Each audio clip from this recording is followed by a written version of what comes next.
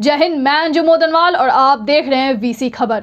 खबर है चंदौली नगर से, जहां सोशल मीडिया पर एक टीवी न्यूज चैनल के जिला संवाददाता द्वारा नगर के सरसा बाबा पोखरे पर अधिकारियों द्वारा भारी भ्रष्टाचार की खबर पोस्ट की गई है। पोस्ट की गई खबर को संज्ञान में लेकर वीसी खबर की टीम ने नगर के सरसा बाबा पोखरा और चंदौली कोट स्थित शिव मंदिर के पोखरे का जमीनी हकीकत जानने की कोशिश की।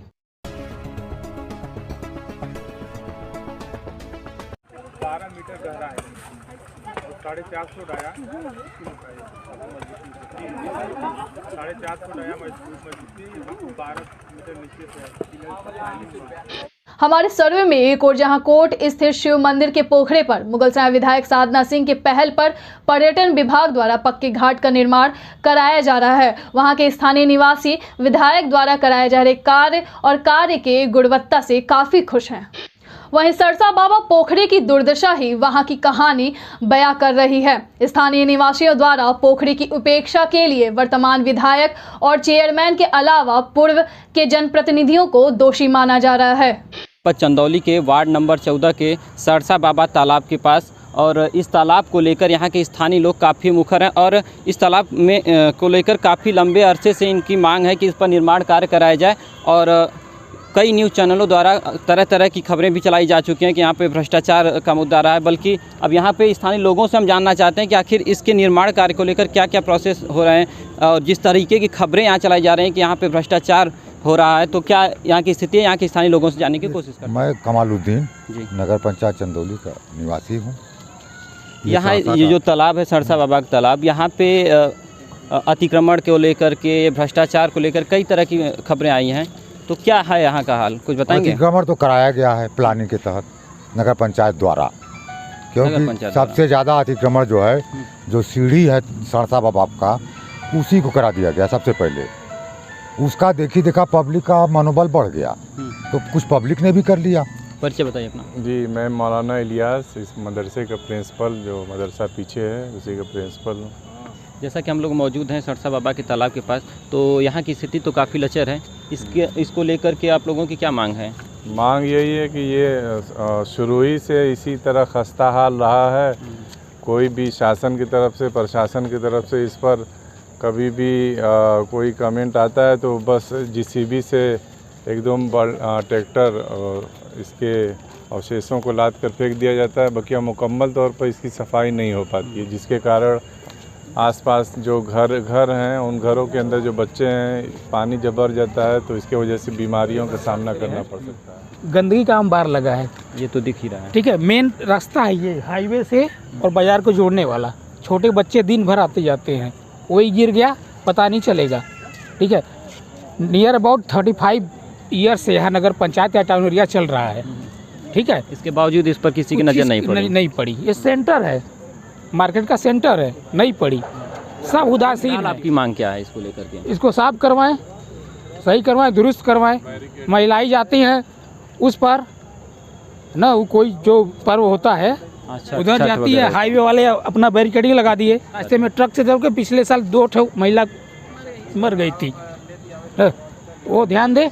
बावजूद इसके यहाँ के नगर से ही बिलोंग करते हैं यहाँ की विधायिका जी, और यहाँ पे नगर पंचायत आते, तो इनका उसके बावजूद इस पर ध्यान नहीं गया। तो उन लोग के पास आँख नहीं है क्या? नगर की है ना, आँख होना चाहिए ना। तो वहीं सोशल मीडिया पर टीवी न्यूज चैनल के जिला संवाददाता द्वारा की गई भारी भ्रष्टाचार के संदर्भ में चंदौली चेयरमैन से बात किया गया, तो चेयरमैन ने कहा यहां नगर पंचायत में वेतन देने के लिए ही धन नहीं मिल रहा है। पोखरे के लिए फाइल लखनऊ भेजी गई है, जो पास तो हो गया है, लेकिन बजट अभी तक नहीं आया है। जब कोई धन ही आवंटित नहीं हुआ तो भ्रष्टाचार का सवाल ही नहीं उठता। हमारे साथ मौजूद हैं यहाँ के चेयरमैन रविंद्रनाथ जी, और इनसे हम बात करेंगे क्योंकि यहाँ के जो लोग हैं काफ़ी मुखर हैं इस तालाब को लेकर, जो कि सरसा बाबा का तालाब है, इसको लेकर काफ़ी उग्र हैं यहाँ के लोग, और काफ़ी दिनों से उनकी मांग है कि इस पर निर्माण कार्य कराया जाए। तो इसको लेकर के नगर पंचायत द्वारा क्या किया गया है अब तक, इसकी हम जानकारी लेते हैं। सर, ये बताइए, यहाँ के लोग जो है इस तालाब के निर्माण कार्य को लेकर कई दिनों से मतलब मांग कर रहे हैं, तो इसको लेकर आपके द्वारा कुछ किया गया है? तालाब की पैमाइश और तालाब के सुंदरीकरण के संदर्भ में हमने माननीय जिलाधिकारी महोदय, शासन को भी यहाँ से पत्र भेज चुके हैं। चूँकि ये मालूम हुआ है कि एक नगर पंचायत कार्यालय के सामने भी एक तालाब है जिसमें भी अतिक्रमण हो गया है। इस तालाब के बारे में भी हमने अवगत कराया शासन को, माननीय जिलाधिकारी को भी अवगत कराया। तो क्या स्थिति है? तो हमें अभी तक कल की रिपोर्ट है कि संज्ञान में मामला आया है कि यह सरसा बाबा पोखरा के नाम से जो जाना जाता है यहाँ और नगर पंचायत कार्यालय के सामने जिस पर अतिक्रमण हुआ है, और माननीय जिलाधिकारी महोदय सारे प्रशासनिक अधिकारियों को हमने उस संदर्भ में अवगत करा दिया कि मेरे कार्यालय के जस्ट सामने वो तालाब है, उस पर ज़बरदस्ती अतिक्रमण किया गया है। तो ये संज्ञान में आया है। हमारे ईओ और बाबू के 25 नवंबर को और 27 नवंबर को लखनऊ में बैठक थी। इस संदर्भ में हमने जब वो लोग मीटिंग से लौट के आए तो हमने ईओ बाबू से मीटिंग दौरान के बाद पूछा कि मामला क्या मीटिंग हुई। तो कुछ तो शासनिक प्रशासनिक व्यवस्था के बारे में बताया गया, और दूसरा हमने पूछा कि जो हमारा प्रस्ताव गया था सरसा बाबा पोखरा और नगर पंचायत कार्यालय के सामने के तालाब के बारे में, तो मालूम हुआ है कि फाइल सेंक्शन हो गई है। समथिंग पूर्ण रूप से जानकारी नहीं है, लेकिन 50 लाख से ऊपर दोनों तालाबों पर स्वीकृति हुई है वर्तमान में।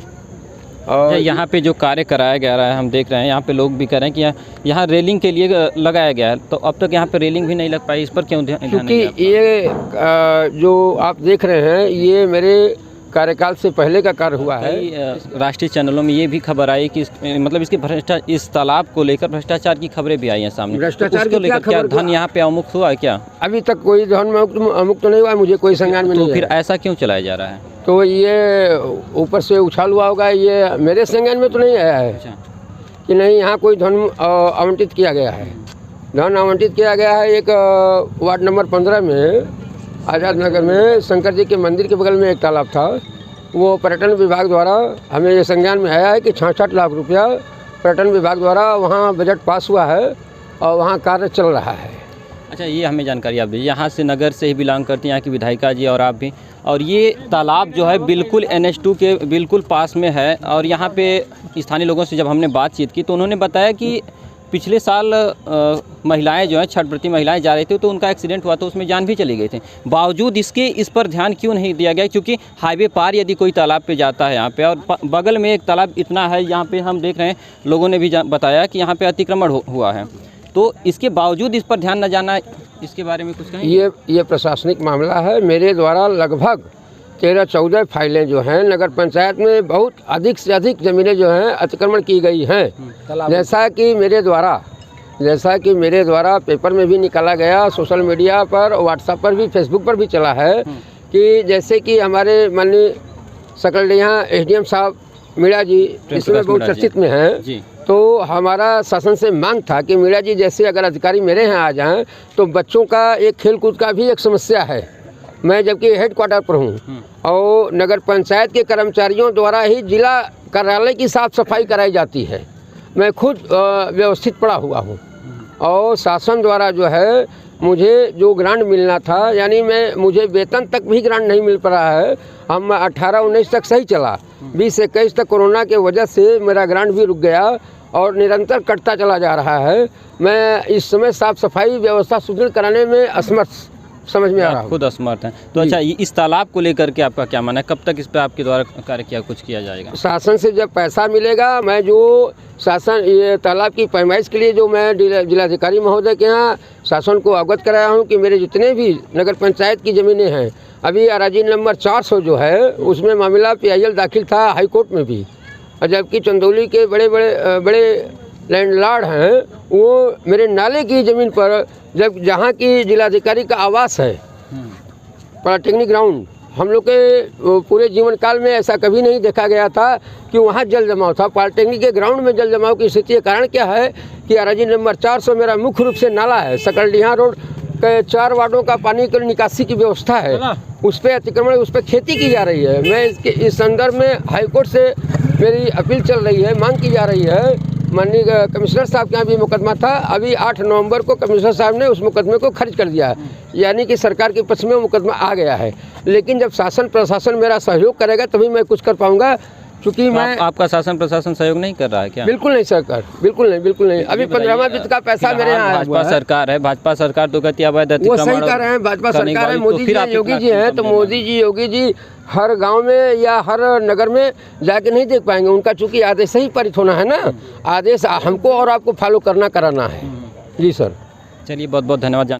हमारे सर्वे में ये स्पष्ट हो गया है कि सरसा बाबा पोखरा चंदौली नगर के जनप्रतिनिधियों और अधिकारियों की घोर उपेक्षा के कारण अपनी बदहाली पर रो रहा है।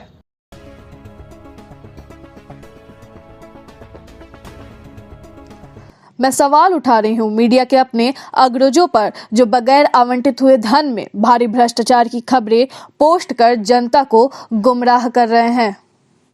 मैं आप लोगों को बताना चाहती हूं, मीडिया का काम जनता का प्रतिनिधि बनकर समस्याओं को जनप्रतिनिधियों और अधिकारियों तक पहुंचाने का होता है, लेकिन हमारे कुछ साथी मीडिया की माइक और आईडी का दुरुपयोग कर खबर चलाने और खबर को न चलाने की बात कर दलाली खाने का काम कर रहे हैं।